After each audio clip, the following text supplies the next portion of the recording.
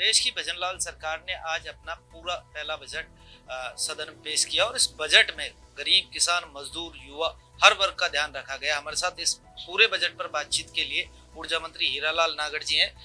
नागर साहब, किस तरह से देखते हैं इस पूरे बजट को? महत्वपूर्ण जिम्मेदारी आपके पास है ऊर्जा विभाग, गांव, गरीब, ढाणी, अमीर, हर वर्ग से जुड़ा हुआ आपका महकमा है।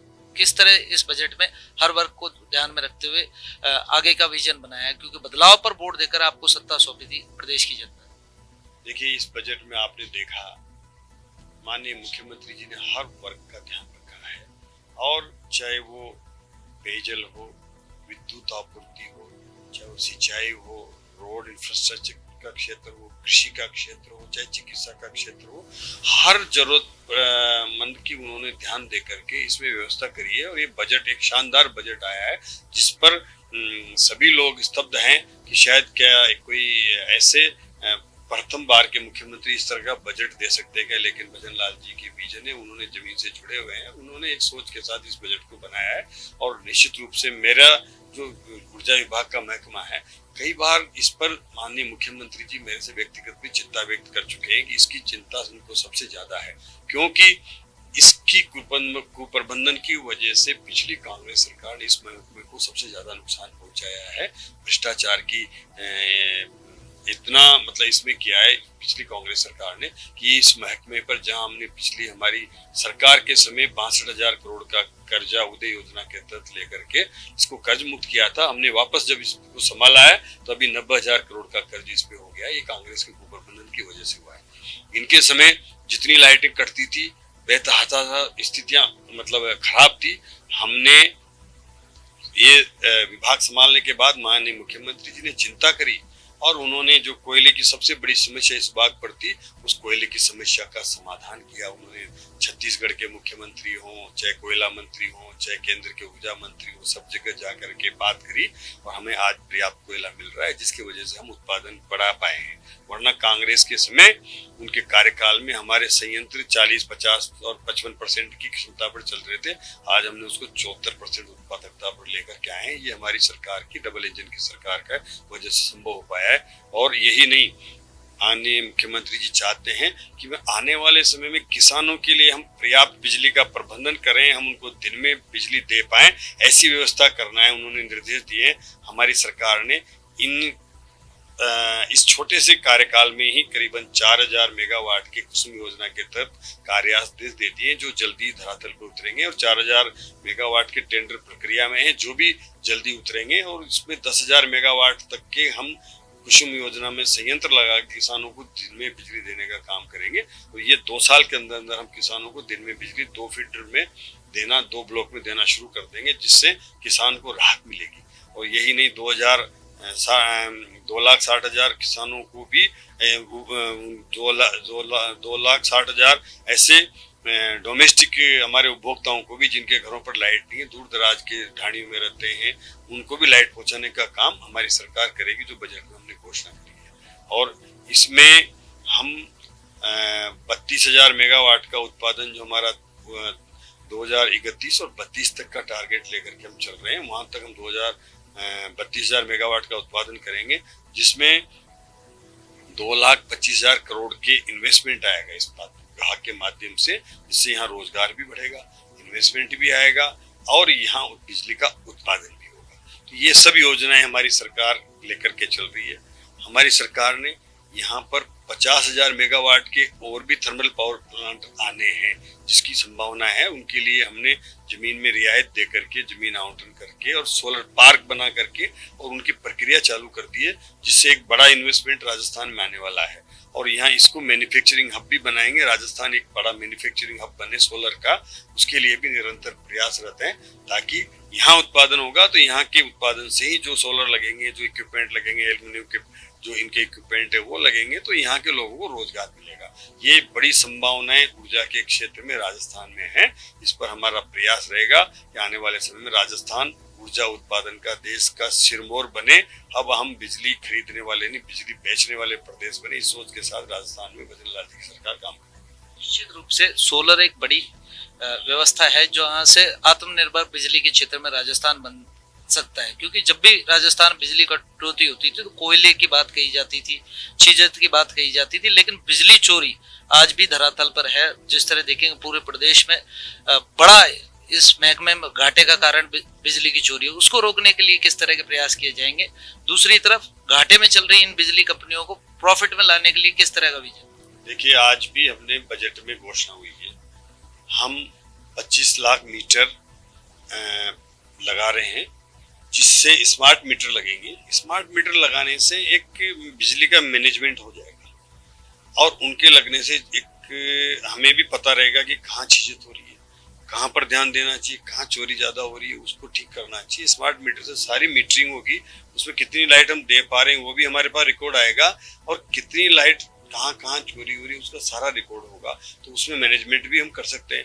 उपभोक्ता के लिए भी ये सहूलियत रहेगी कि वो उस मीटर को ऐप के माध्यम से अपने मोबाइल से जोड़ ले। उसको पता रहेगा कि मेरे घर में आज कितना यूनिट खर्चा हुआ, डेली का डेली वो देख सकता है और अपने उस मैनेजमेंट से ठीक कर सकता है कि मैं क्या इक्विपमेंट चलाऊं, क्या कम चलाऊं, ताकि मेरा बिजली का जो बिल है वो बैलेंस में रहे। क्योंकि कभी अनुपयोगी ऐसे इक्विपमेंट हम चला देते हैं और बिल आता है जब ज्यादा भारी होता है, उसका भी ध्यान रखिए। स्मार्ट मीटर बहुत अच्छा चीज है, केंद्र की ये योजना है और आने वाले समय में इसको लगाना आवश्यक है। वरना केंद्र ने कहा है जब तक स्मार्ट मीटर नहीं लगेंगे हम केंद्र से जो भी सहायता देते हैं वो बंद कर देंगे, इसलिए सबको लगाना भी आवश्यक है। इसलिए हमने 25 लाख मीटर लगाने की जो घोषणा करी है वो इस आने वाले वित्तीय वर्ष के लिए वो लगेगा, चीजें रुकेगी और हमें इससे लाभ भी मिलेगा और उपभोक्ताओं की भी मतलब निरंतर बिजली मिल सकेगी और चोरी रोकने में भी इसको लाभ मिलेगा। सर, प्रधानमंत्री नरेंद्र मोदी जी का सोलर को लेकर बड़ा फोकस रहा है तमाम मूवमेंट पे। प्रधानमंत्री जी ने ये कहा है कि भारत को आत्मनिर्भर बिजली के क्षेत्र बनाने के लिए सोलर पर आगे ध्यान देना चाहिए। जागरूकता के लिहाज से कुसुम योजना है, लंबे समय से चल रही है, लेकिन इम्पैक्ट वो देखने को नहीं मिल रहा था। अभी धरातल पर लोगों को जोड़ने की आवश्यकता है।